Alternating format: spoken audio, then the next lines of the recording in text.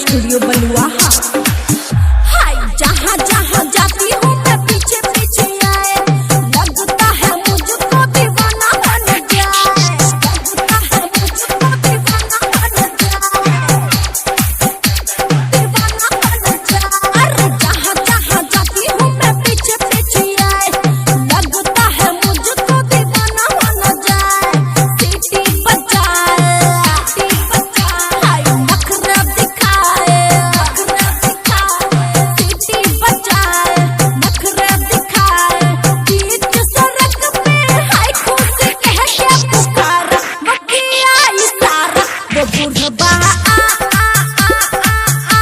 वो बुढ़बा वो बुढ़बा आँख मारे, आँख मारे, वो बुढ़बा आँख मारे, आँख मारे, वो बुढ़बा आँख मारे। डीजे शिवा, डीजे शिवा, बड़सम,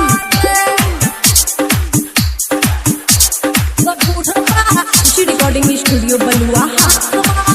हाय 85 का उम्र है ये 18 बताए, ना जाने कैसा वो क्रीम लगाए, ना जाने कैसा वो क्रीम लगाए,